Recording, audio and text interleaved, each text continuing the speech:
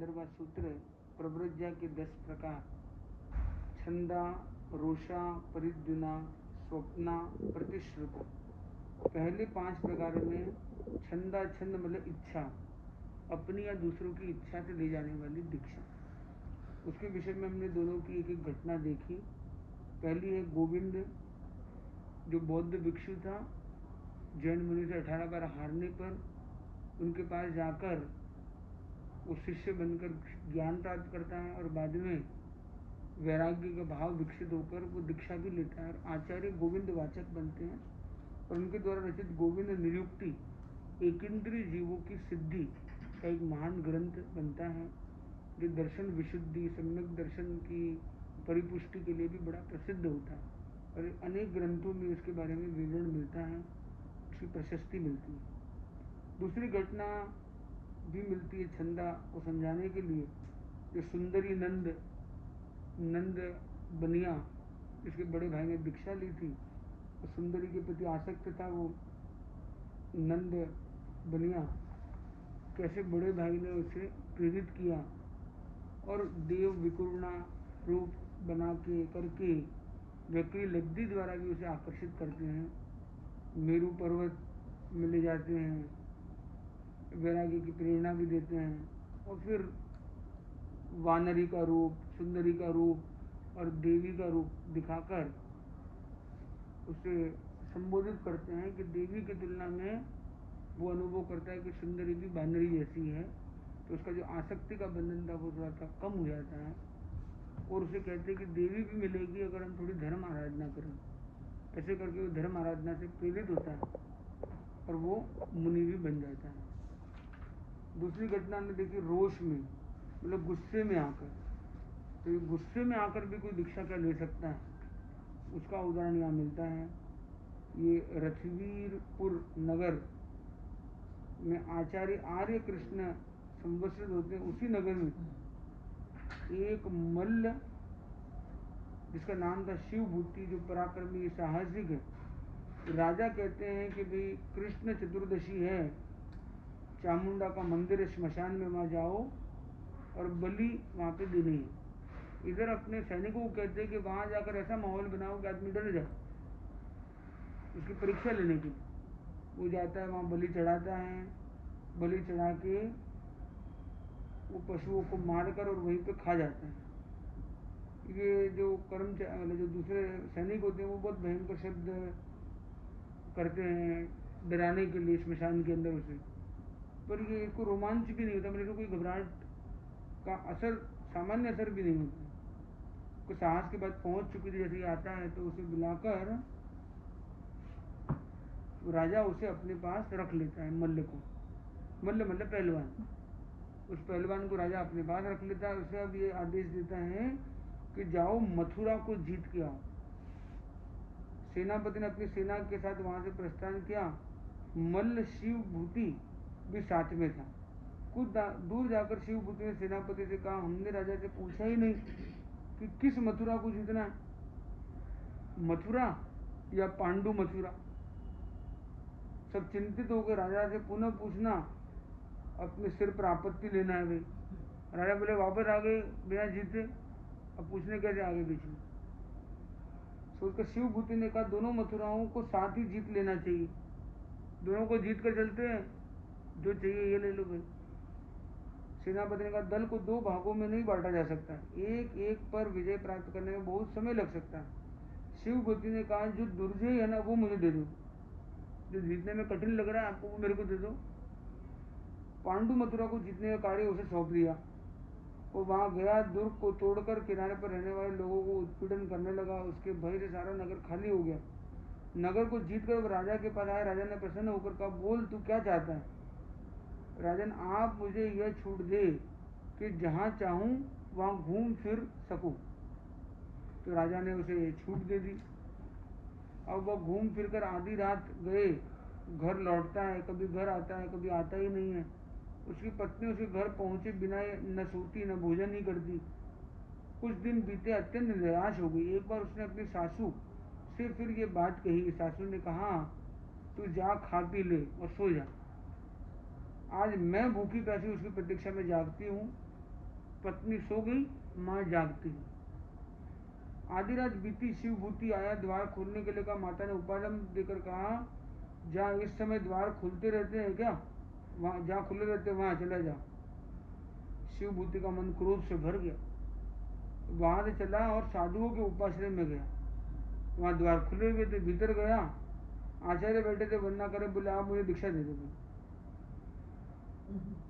आचार्य ने अनिच्छा प्रकट की, उसने स्वयं लुंचन कर लिया। आचार्य ने तब उस साधु के अन्य उपकरण दिए, अब वे साथ साथ विहरण करने लगे। तो ये है क्रोध में आकर ली जाने वाली दीक्षा। गुस्सा आ गया कि घर वाला ने बोल दिया कोई टाइम है आने का, तो वो दीक्षा दे दिया। तीसरा है परिद्युना, दरिद्रता से ली जाने वाली, गरीबी से ली जाने वाली दीक्षा। एक बार आचार्य सुहस्ती कौशाम्बी नगरी में आए। मुनिजन भिक्षा के लिए नगरी में घूमने लगे, तो गरीब व्यक्ति ने उन्हें देखा और वो भूखा था। उसने भोजन मांगा मुनि के पास। तो बोले मांगना तो हमारे आचार्य के पास भोजन मांगो भाई, हम वही उपाश्रय में जा रहे हैं। साथ उपाश्रय में गया, आचार्य से भोजन देने की प्रार्थना की। बोला वत्स हम ऐसे भोजन नहीं दे सकते, तुम दीक्षा लो, फिर तुम्हें भरपेट भोजन देंगे। भूख लगी थी, उसने दीक्षा ग्रहण कर, तो गरीबी के कारण उसने दीक्षा ली। चौथा, सपने के निमित्त से होने वाली दीक्षा। गंगा नदी के तट पर पुष्पभद्र नाम का एक सुंदर नगर था। राजा का नाम पुष्प केतु, रानी का नाम पुष्पवती, अत्यंत सुंदर सुकुमार। एक बार एक युगल का प्रसव किया। पुत्र का नाम पुष्पचूल और पुत्री का नाम पुष्पचूला। दोनों बालक साथ साथ बढ़ने लगे, दोनों में बहुत स्नेह। एक बार सोचा इन दोनों का परस्पर गाढ़ स्नेह यदि अलग हो जाए तो जीवित नहीं रह सकेंगे, अच्छा है कि इनका परस्पर विवाह कर दें। राजा ने अपने मित्र पौरजन मंत्री से पूछा, अंतपुर में जो रत्न उत्पन्न हुआ है इसका स्वामी कौन है? सभी ने एक स्वर में कहा, राजा उसका स्वामी है। राजा ने परस्पर दोनों का विवाह कर डाला। राजा ने इसका विरोध किया, रानी ने इसका विरोध किया, पर राजा ने रानी की बात नहीं सुनी। राजा से अपमानित होने पर रानी ने दीक्षा ग्रहण कर ली। व्रतों का पालन कर वो मृत्यु के बाद देवी बनी। अब राजा पुष्प केतु की मृत्यु के बाद पुष्पचूल राजा बना और पत्नी यानी उसकी बहन पुष्पचूला के साथ भोग करता हुआ आनंद से रहने लगा। इधर देव ने अवधि ज्ञान से अकृत्य में नियोजित अपनी पुत्री को पुष्पचूला को देखा और कहा, मेरी प्राण प्रिया पुत्री इस कुकर्म से नरक में न चली जाएगी तो मुझे प्रयत्न करना चाहिए। देव ने पुष्पचूला को नरक के दारुण दुखों से पीड़ित कर नारकों को दिखाया। पुष्पचूला का मन कांप उठा। इस स्वप्न की बात अपने पति से कही। पुष्पचूल ने इस उपद्रव को शांत करने के लिए शांति कर्म करवाए, परंतु देव प्रतिदिन पुष्पचूला को नरक के दारुण दृश्य दिखाने लगा। राजा ने अपने नगर में अन्य तीर्थकों को बुलाकर नरक के विषय में पूछा। कोई समाधान न मिलने पर राजा ने आचार्य अन्निका पुत्र को बुला भेजा और वही प्रश्न पूछा। आचार्य ने नरक के यथार्थ स्वरूप का चित्रण किया। रानी का मन आश्वस्त हुआ, उसने नरक गमन का कारण पूछा। आचार्य ने उसके कारणों का निरूपण किया। कुछ दिन पश्चात रानी ने स्वप्न में स्वर्ग की दृश्य देखी। आचार्य अन्निका पुत्र से समाधान पाकर वह दीक्षित हो गई।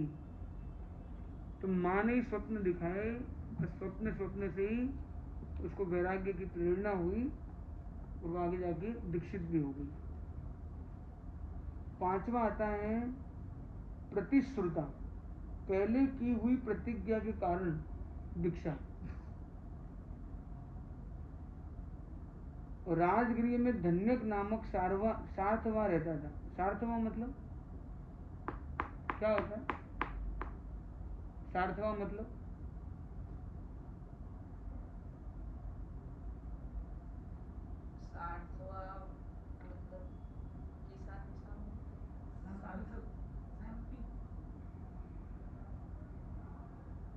सार्थवा मतलब सेठ। अच्छा, सेठ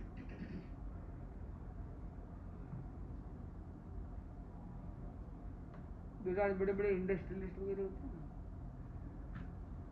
वैसे तो होता है नाम सेठ के लिए श्रेष्ठी, और वैसे ही एक सार्थवा होता है वो उसी के तुल्य है, मतलब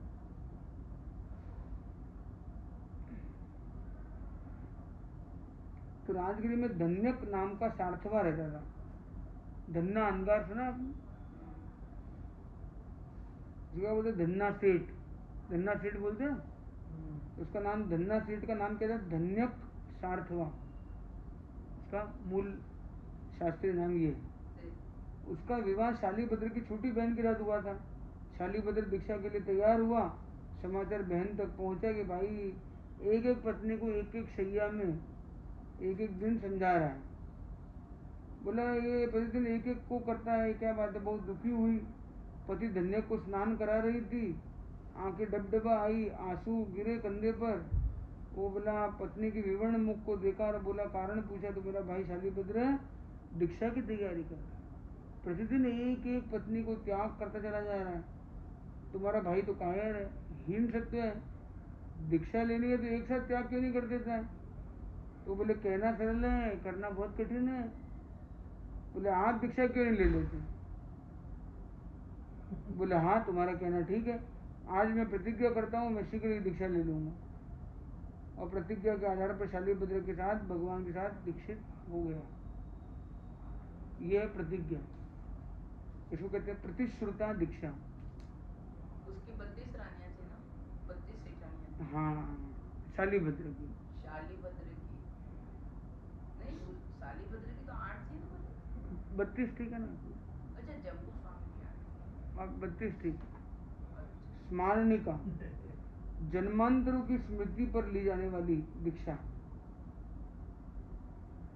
विदेह जनपद, राजधानी मिथिला, राजा कुंभ, पुत्री मल्ली कुमारी, पूर्व भव 6 साथी, उत्पत्ति इस प्रकार से हुई। ये किसकी कहानी हो गई? वो मल्लीनाथ भगवान। साकेत नगरी राजा प्रतिबुद्धि, चंपा नगरी राजा चंद्रछाय, श्रावस्ती नगरी राजा रुक्मी, वाराणसी शंकराज, हस्तिनागपुर नगर राजा अदीन शत्रु और कांपिल्यपुर राजा जीत शत्रु। सबको प्रतिबोध देने के लिए कुमारी ने एक उपाय किया, अपने अपने पूर्व भव की स्मरणा कराई। सभी राजाओं को जाति स्मरण उत्पन्न हुआ, सब मल्ली के साथ दीक्षित हो गए। 7वां रोगिणी का, रोग निमित्त मिलने पर ली जाने वाली दीक्षा, रोगिणी का। एक बार इंद्र के चौथे चक्रवर्ती शरद कुमार, इंद्र ने चौथे चक्रवर्ती परीक्षा लेने गया के रूप में प्रशंसा की। चौथे चक्रवर्ती सनत कुमार के रूप की प्रशंसा की। 2 देवों ने स्वीकार नहीं किया, परीक्षा लेने ब्राह्मण के रूप में पहुंचे, प्रासाद में गए और देखा कि भी इसका रूप देख के बहुत प्रभावित हुए। तो उसने कहा कि अभी तो मैंने तैयारी तो हुई नहीं है मेरी, मैं 16 श्रृंगार करके उतरू तब देखो। वो आता है उतने में वो अहंकार के कारण उसको 16 रोग लग जाते हैं। अगर रोगों की बात सुनता है उसको, वो आगे जाके दोनों ब्राह्मण आए, राजा के रूप को देखकर खिन्न स्वर में बोले, अहो मनुष्य का रूप लावण्य यौवन क्षण भंगुर होता है। राजा ने पूछा ये आप कैसे कह रहे हो? और राजा ने अपने विभूषित अंग प्रत्यंग को सूक्ष्मता से निरीक्षण किया और देखा मेरे यौवन का तेज इतने ही समय में क्षीण हो गया। संसार तो अनित्य है, आसार है, रूप यौवन अभिमान करना मूर्खता है, भोगों का सेवन करना उन्माद है, परिग्रह पाश है, बंधन है। सोचकर पुत्र को राज्यभार सौंप आचार्य विरत के पास प्रव्रजित हो गए। आगे जाके दीक्षा ले लेते हैं। फिर 8वां मिलता है अनाद्रता, अनादर होने पर ली जाने वाली दीक्षा। अनादर कर देते तो दीक्षा ले लेता है। मगध जनपद नंदी नामक गांव, गौतम ब्राह्मण, पत्नी धारणी एक बार गर्भवती, गर्भ के 6 मास बीते तब गौतम ब्राह्मण मर गया। धारणी भी एक पुत्र का प्रसव कर मर गई। ऐसी स्थिति में बालक का पालन उसका मामा करने लगा। उसने उसका नाम नंदसेन रखा। बड़ा हुआ तब वो अपने मामा के यहाँ ही नौकर के रूप में रह गया। गांव के लोग नंदीसोन के विषय में बातचीत करते और उसे बुरा भला कहते। वे उसको अनादर की दृष्टि से देखने लगे। ये बात नंदीसेन को अखरने लगी। एक दिन उसके मामा ने कहा, वत्स, लोगों की बातों पर ध्यान मत दे। मैं तुझे कुंवारा नहीं रखूंगा। यदि दूसरा कोई अपनी पुत्री नहीं देगा तो मैं अपनी पुत्री का तेरा विवाह कर दूंगा। मेरी 3 पुत्रियां। नंदीसेन बहुत कुरूप था। तीनों पुत्रियों को उसका विवाह करने से इनकार कर दिया। तीनों ने एक एक करके। नंदीसेन को बहुत बुरा लगा। ऐसा तिरस्कृत जीवन से मरना ही अच्छा है। यह सोचकर घर से निकला। आत्महत्या करने के लिए उचित अवसर की प्रतीक्षा करने लगा। संपर्क एक मुनि से हुआ। विचार परिवर्तित हुए। नंदीवर्धन सूरी के पास प्रव्रजित हो गया। नंदीसेन ये अनादर के कारण, तो उसने तो कहा था मेरी तीनों बेटी से तेरे को शादी कराऊंगा। मरे ये नंदीसेन वही तो नहीं भगवान का 25वां या महावीर स्वामी का जीवी है ना? पता नहीं, ध्यान में नहीं।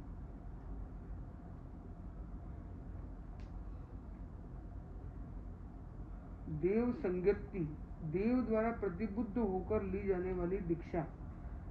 देवता के प्रतिबोध से जो दीक्षा होती है, जैसे मुनि मेतारी मुनि की घटना जो आती है, पूर्व भव में पुरोहित पुत्र थे। राजपुत्र का मैत्री थी। राजपुत्र के चाचा सागर चंद्र प्रव्रजित हो चुके थे। सागर चंद्र ने दोनों पुत्र, राजपुत्र और पुरोहित पुत्र को कपट से दीक्षित कर दिया। राजपुत्र ने ये सोचा कि इस कपट को सहन कर लिया कि चलो ये मेरे चाचा ही तो हैं, किंतु पुरोहित पुत्र के मन में आचार्य सागर चंद्र के प्रति बहुत घृणा के भाव पैदा हो गए। एक बार मित्रों ने आपस में प्रतिज्ञा की कि मैं देवलोक से च्युत होकर पहले मनुष्य लोक में जाएगा, उसे प्रतिबोध देने का कार्य दूसरे को करना होगा। दोनों मरकर देव बने। पुरोहित पुत्र का जीव देवलोक से पहले च्युत हुआ। राजगीर नगर के मेज चांडाल की पत्नी के गर्भ में आया। चांडाल की स्त्री की मैत्री एक सेठानी के साथ थी। वो नगर में मांस बेचने के लिए जाया करती थी। एक दिन सेठानी ने कहा, बहन तू अन्यत्र मत जा, मैं ही मांस खरीद लूंगी। चांडालिनी प्रतिदिन वहां आती, मांस देकर जाने लगी। दोनों की मैत्री सघन होती चली गई। सेठानी भी गर्भवती थी, किंतु उसकी संतान सदा मृत पैदा होती थी। इस बार भी उसने एक मृत कन्या का प्रसव किया। यदि चांडालिनी के पुत्र का प्रसव हुआ, सेठानी ने अपने मृत पुत्री उसे दे दी और पुत्र ले लिया। अति प्रेम से चांडालिनी आनाकानी भी नहीं की। सेठानी ने बच्चे को लेकर चांडालिनी के पैरों पर रखते हुए कहा, तेरे प्रभाव से ये जीवित रहे, उसका नाम मेतारी रखा। अब मेतारी सेठ के घर बढ़ने लगा। उसने अनेक कलाएं सीखी। यौवन में प्रवेश किया। पूर्व भव के देव मित्र को अपनी प्रतिज्ञा संकेत का स्मरण हुआ। वो देवलोक से मेतारे के पास आया, अपने संकेत का स्मरण कराते हुए उसे प्रतिबोध किया, किंतु मेतार्य ने उसकी बात नहीं मानी। अब उसका विवाह 8 धनी कन्याओं के साथ एक ही दिन होना निश्चित हुआ। पालकी में बैठकर नगर में घूमने लगा। तब देव मेय के शरीर में प्रविष्ट हुआ। मेय जोर जोर से रोते हुए कहने लगा, हाय, यदि मेरी पुत्री भी आज जीवित होती तो मैं भी उसके विवाह की तैयारी करता। उसकी पत्नी ने यह सुना। वही आई और बीती हुई सारी घटना उसे सुनाई। ये सुनकर देव के प्रभाव से चांडाल मेय उठा, सीधा मेतारे की शिविका के पास गया। मेतारे की शिविका को नीचे गिराते हुए कहा, अरे तुम एक नीच जाति के होते हुए उच्च जाति की कन्याओं का विवाह कर रहे हो। उसने मेतारे को एक गड्ढे में धकेल दिया। सारे नगर में मेतारे की निंदा होने लगी। 8 कन्याओं से विवाह करने से इनकार कर दिया। उसके बाद देव ने आकर मेतारे सारी बात बताई। दीक्षा के लिए तैयार होने के लिए कहा। मेतारे ने कहा, मैं तैयार हूँ, किंतु तुम मेरे अवर्णवाद को धो डालो। मेरे बारे में इतना जो सारा अपयश हो गया दुनिया में, इसको मिटाओ पहले। मैं 12 वर्ष तक यहाँ रहकर फिर दीक्षित हो जाऊंगा। देव ने पूछा, अवर्णवाद को मिटाने के लिए मैं क्या कर सकता हूँ? मेतारे ने कहा, मेरा विवाह राजकन्या के साथ करा दो, सारा अवर्णवाद मिट जाएगा। देवता ने मेतारे को एक बकरा दिया। जो प्रतिदिन रत्नमय मिंगना करता था। मिताली ने उस रत्नों की थाल भरकर राजा के पास भेजा और राजकुमारी की मांग की। राजा ने उसकी मांग अस्वीकार कर दी। वो प्रतिदिन रत्नों से भरा थाल राजा के पास भेजता रहा। एक दिन अमात्य अभय कुमार ने पूछा, ये इतने रत्न कहाँ से आए? उसने कहा, मेरे घर एक बकरा है, प्रतिदिन इतने रत्न लेता है। अभय कुमार ने उसे मंगवाया, किंतु उस बकरे ने वहां गोबर के मिंगने किए। अभय कुमार ने कारण पूछा तो मिताली ने कहा, ये देव प्रभाव से सोने की मिंगनियां देता है, यदि आपको विश्वास न हो तो और परीक्षा कर सकते हो। अभय कुमार ने कहा, हमारे महाराज प्रतिदिन वैभागिरी पर्वत पर भगवान को वंदना के लिए जाते हैं। उन्हें बड़ी कठिनाइयों से पर्वत पर चढ़ना पड़ता है, ऊपर तक रथ मार्ग का निर्माण करा दे।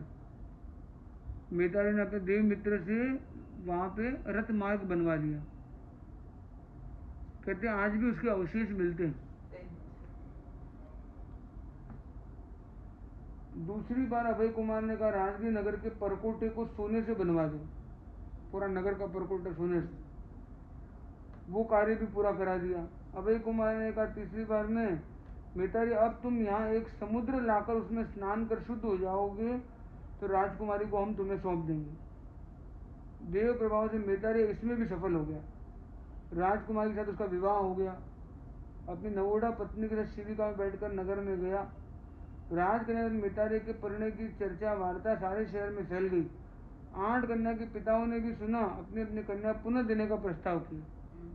मिताली ने उन सब कन्याओं के साथ विवाह कर लिया। 12 वर्ष बीत गए। देव मित्र आया, दीक्षित होने की प्रेरणा दी। सभी पत्नियों ने देव से अनुरोध किया कि 12 वर्ष तक इनका सहवास और रहने देंगे। देव अपनी प्रार्थना को स्वीकार करके चला गया। 12 वर्ष और बीत जाने पर मिताली अभी सभी पत्नियों के साथ दीक्षित हो गया। 9 पत्नी और वो खुद।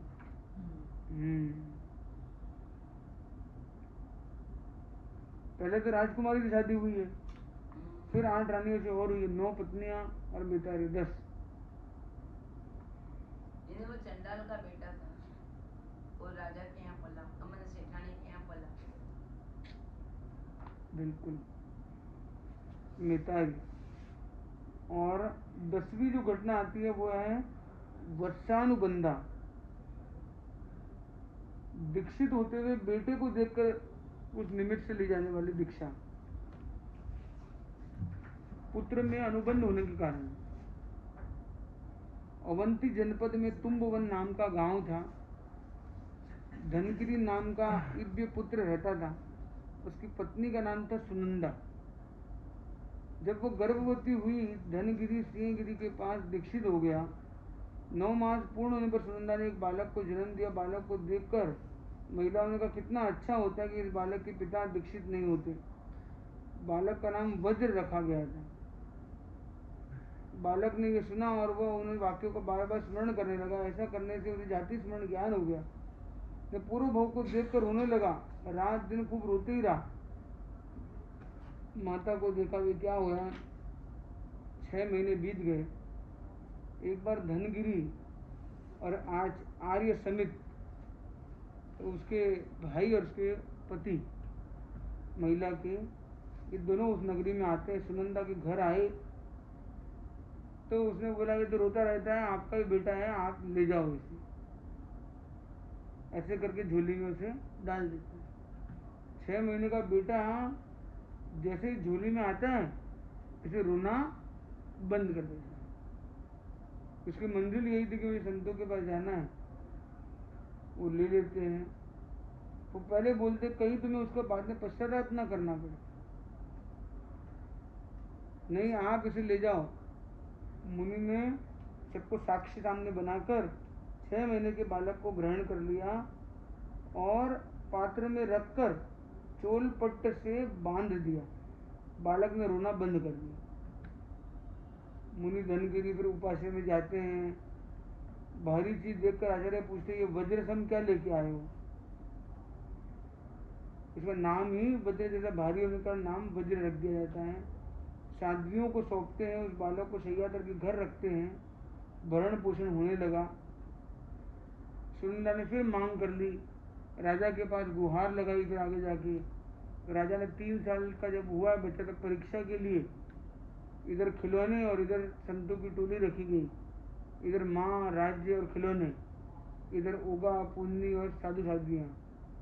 तो बच्चा आकर्षित होकर ओगे की तरफ चला जाता है और कहते हैं कि बच्चे ने डिसाइड किया कि मुझे तो इधर रहना है, तो अब वो संतों के पास रहेगा। तो आगे जाकर आचार्य भद्र स्वामी जो हैं वो जो मुनि के रूप में 8 साल में दीक्षित आचार्य बन जाते हैं। उनका नाम होता है आचार्य वज्र स्वामी।